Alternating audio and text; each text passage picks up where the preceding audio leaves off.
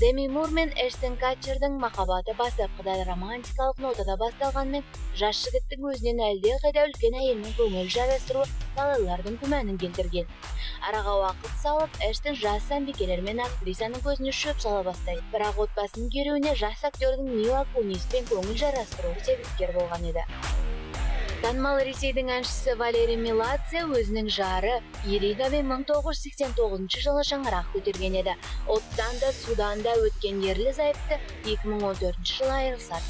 Оған себеп әншінің жас махаббатын кездестіргені.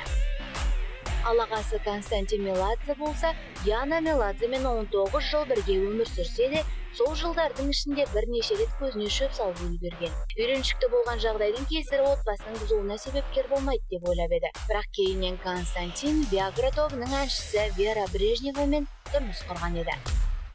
Танымал актриса Моника Беллуччи мен Винсан Кассель 1996 жылы «Квартира» фильмінің түсірілімінде алғаш танысып, ұзақ жылдар бойы бірге тұрады.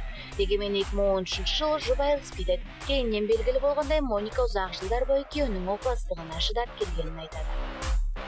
Арнольд Шварценеггер мен Марина Шрайбер 2011 жылдың мамыр айында заңды түрде ажырасады. Оған кінәлі актер Арнольдтың теріс жүрістері. Отбасы бола тұрса да, бірнеше әйелдермен бір мезгілде көңіл жарастыратын, одан тіпті үй қызметшісінің де аяғы ауыр болған көрінеді.